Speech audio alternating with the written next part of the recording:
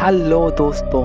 आज मैं जिस मूवी को एक्सप्लेन करने वाला हूँ वो बेहद ही डरावना और सस्पेंस से भरा हुआ मूवी है।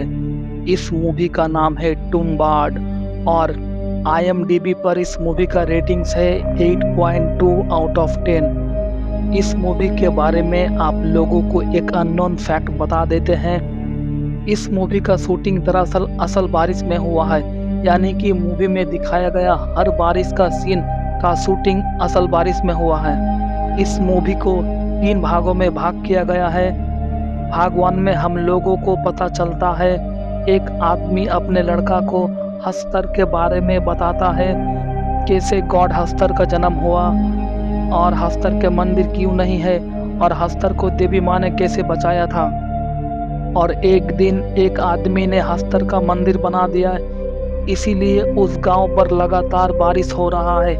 पर हस्तर उन लोगों के लिए अभिशाप नहीं, आशीर्वाद है, क्योंकि हस्तर के कारण ही वो लोग अमीर हो गए। कैसे वो लोग अमीर हो गए आप लोगों को अभी पता चलेगा। हस्तर की मंदिर को बनाने के कारण देवताओं ने उन गांव पर बहुत ही क्रोधित हो गया, इसीलिए उस गांव पर लगातार बारिश हो रहा है। लेकिन ये अभिशाप उस व्यक्ति के लिए एक आशीर्वाद है, क्योंकि हस्तर के कारण ही उन लोगों को सोना मिलता है। मूवी के शुरुआत में हम लोग देखते हैं 2 भाई अपने घर की दरवाजा को खोल के घर में जाते हैं और कुछ पकाने लगता है। पकाने के बाद खाना वो दोनों किसी को देने के लिए जाता है, पर वो दोनों बहुत ही घबराया होता है। अचानक कहीं से उनके माँ आ जाती है और उन दोनों को मारने लगती है और वो खुद ही खाना देने जाती है।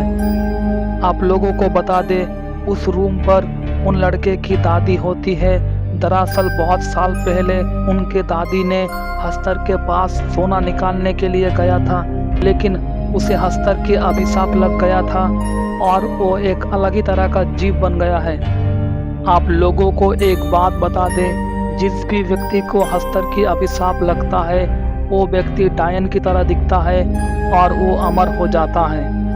मूवी का सीन शिफ्ट होता है और हम लोग देखते हैं पेड़ से गिरकर एक भाई की मौत हो जाती है और दूसरा भाई तभी अपने माँ को बुलाने जाता है और उनके माँ उस लड़के को लेकर अस्पताल की तरफ चली जाती है। उस दिन घर पर कोई नहीं था और वो लड़का कुछ पका के अपने दादी को खाना देने के लिए जाता है। तभी हम लोग देखते हैं उसका दादी अपनी पोते को पकड़ लेता है और उसे मारने लगती है। तभी वो लड़का बोलता है, दादी सो जाओ वरना हस्तर आ जाएगा। हस्तर की नाम को सुनते ही उसका दादी सो जाती है। अगले ही सीन में हम लोग देखते हैं उनके माँ घर वापस आ जाती है और उनको बताती है तुम्हारा भाई अब नहीं रहा। उनके भाई की अंतिम संस्कार करने के बाद ही वो लड़का अपने माँ से पूछता है हस्तर कहाँ रहता है और उनसे सोना कैसे निकालता है। ये बात सुन के उनके माँ काफ़ी क्रोधित हो जाती है और उस लड़के को मारने लगती है। उसके बाद मूवी का सीन 15 साल शिफ्ट होता है और हम लोगों को दिखाई जाता है वो लड़का अभी बहुत बड़ा हो चुका है और टुम्बाड गांव पर लौट के आता है। हम लोग देखते हैं उस गांव में अभी भी बारिश होता है। उसके बाद वो लड़का अपने पुराने घर में जाता है और अपने दादी को देखता है। दरअसल उनके दादी अभी भी जिंदा होती है और उनके दादी को पूछता है कि दादी हस्तर कहाँ है और हस्तर से सोना कैसे निकालता है। दरअसल ये आदमी बहुत ही लालची है। तब उसके दादी उन्हें बोलता है मुझे आग से जला दो और वो लड़का सारी इंफॉर्मेशन कलेक्ट करके उनके दादी को जला देता है। इससे उनके दादी उस श्राप से मुक्ति पा लेती है। अगले ही सीन में हम लोग देखते हैं वो आदमी उस किला के पास पहुंच जाता है जहां पर हस्तर के पास जाने का रास्ता होता है। अंदर जाके वो देखता है वहां पर सच में एक बॉक्स थी और बॉक्स के अंदर से ही एक रास्ता थी जहां से धरती माँ की कोख में जाने का रास्ता था। ये सब ढूंढने में उनका बहुत समय निकल जाता है और उनका हुलिया बिल्कुल बदल जाता है और फिर हमें दिखाई जाता है वो अपना घर में वापस आता है और अपने बीवी को बोलता है हस्तर की ठिकाना हम लोगों को मिल गया है। उसके बाद हम लोग देखते हैं वो आदमी अपने सोना बेचने के लिए एक आदमी के पास जाता है और अपने सोना बेच देता है। उसके बाद हम लोग देखते हैं वो आदमी यानी कि विनायक राव कई बार हस्तर के पास जाता है और सोना निकाल के उस आदमी को बेच देता है। तब भारत में ब्रिटिश पीरियड चल रहा था, इसीलिए कुछ अंग्रेजों को उन पर शक होता है। विनायक राव जिस आदमी को सोना बेचता है उस आदमी को विनायक राव के ऊपर नज़र रखने के लिए बोलता है। मूवी का सीन शिफ्ट होता है और हम लोग देखते हैं वो आदमी विनायक राव के घर पर आ जाता है और उनके बीवी से इंफॉर्मेशन निकालने लगता है। तभी घर में अचानक विनायक राव आ जाता है। तभी वो आदमी विनायक राव से पूछता है तुम मुझे अपना सोना का व्यापार में पार्टनर बना दो और जो रिस्क है वो आधा हो जाएगा। लेकिन विनायक राव मना कर देता है। उसके बाद हम लोगों को पता चलता है विनायक राव के घर में एक लड़का का जन्म होता है। मूवी का सीन फिर से शिफ्ट होता है और हम लोगों को पता चलता है विनायक राव फिर टूम्बाड आता है सोना निकालने के लिए, लेकिन इस बार वो आदमी उनके पीछे पीछे आता है और विनायक राव कहाँ कहाँ जाता है वो उस पर नज़र रखता है।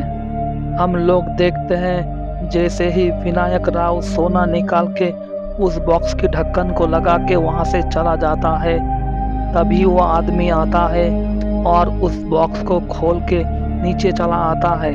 नीचे आके वो देखता है चारों तरफ लाल ही लाल रंग होता है, यानी कि खून के निशान होता है।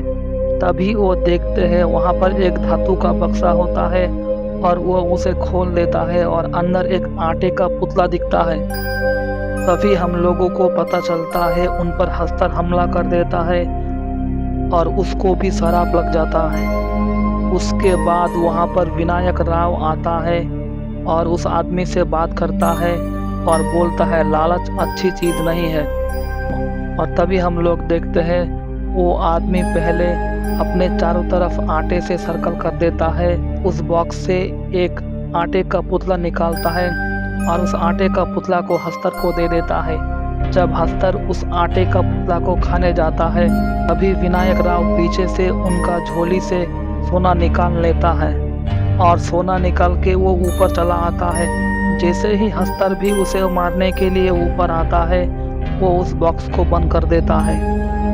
अभी मूवी का सीन बहुत साल शिफ्ट हो जाता है और हम लोगों को 1947 की बात की कहानी दिखाई जाता है। हम लोग देखते हैं विनायक राव काफ़ी ओल्ड हो चुका है और वो फिर एक बार सोना निकालने के लिए जाता है। सोना बेच बेच के विनायक राव काफ़ी अमीर हो चुका है। उस जमाने में उनके पास गाड़ी, बंगला, बाइक बहुत कुछ चीज़ होता है। दरअसल वो उस जमाने की एक रईस आदमी बन जाता है। तभी हम लोगों को पता चलता है उनका लड़का अभी बहुत बड़ा हो चुका है और वो अपने लड़के को ट्रेन करता है हस्तर के पास से सोना निकालने के लिए। उसके बाद हम लोग देखते हैं विनायक राव की बेटा इस बार हस्तर के पास जाने के लिए जिद करता है और विनायक राव ले जाने के लिए मान जाता है। तब हम लोग देखते हैं विनायक राव की बीवी बहुत सारी आटे को पैक करके उन लोगों को दे देता है। उसके बाद मूवी का सीन शिफ्ट होता है और वो दोनों एक गाड़ी से टूम्बाड गांव की तरफ निकल जाता है। गाड़ी में उन दोनों की बहुत सारे बातचीत होता है। उन दोनों की बातचीत सुन के हम लोगों को पता चलता है उनका बेटा भी उनके जैसा लालची था। वो लोग टूम्बाड पहुंच के एक जगह पर एक आटे का पुतला बनाता है और पुतला बना के वो लोग एक रास्ता से धरती माँ की पेट के अंदर आ जाता है। नीचे आके विनायक राव के बेटा अपने चारों तरफ आटे से सर्कल बना देता है। दरअसल इस बार विनायक राव अपने बेटे को लाया था वो जगह दिखाने के लिए वो जगह कैसा है। तभी विनायक राव के बेटा अपने पास से एक आटे का पुतला निकालता है और तभी अचानक एक हस्तर आ जाता है। ये देख के विनायक राव काफ़ी क्रोधित हो जाता है और अफरा दफरी में विनायक राव के बेटा उस सर्कल से बाहर आ जाता है। तभी और उनके तरफ हस्तर आने लगता है। तभी अचानक विनायक राव आके उनके बेटे को बचा लेता है और जब हस्तर उस आटे का पुतला को खाने लगता है तभी उनका बेटा हस्तर की झोली से सोना निकाल देता है। ऊपर आके विनायक राव उनके बेटे को मारने लगता है और बताता है एक गलती यानी मौत। तब निकाला हुआ सारा सोना विनायक राव के बेटा अपने पिता को दे देता है, लेकिन एक सिक्का रख लेता है और घर आके अपने माँ को दे देता है। उसके बाद मूवी का सीन शिफ्ट होता है और हम लोग देखते हैं विनायक राव अपने बेटे का शादी कर देता है। मूवी के अगले सीन में हम लोग देखते हैं विनायक राव उनके बेटा से बात करता है और उनका बेटा बोलता है हम लोग हस्तर के पास बार बार क्यों जाए, हम लोग हस्तर के पास बहुत सारे आटे का पुतला लेके जाएंगे और जब वो एक छोड़ के दूसरा खाने के लिए जाएगा तब हम लोग उनका झोली से बहुत सारा सोना निकाल सकते हैं। इसीलिए वो दोनों इस बार बहुत सारे आटे लेकर वो जगह पहुंच जाता है और वो जगह पहुंच के बहुत सारे पुतला बना लेता है।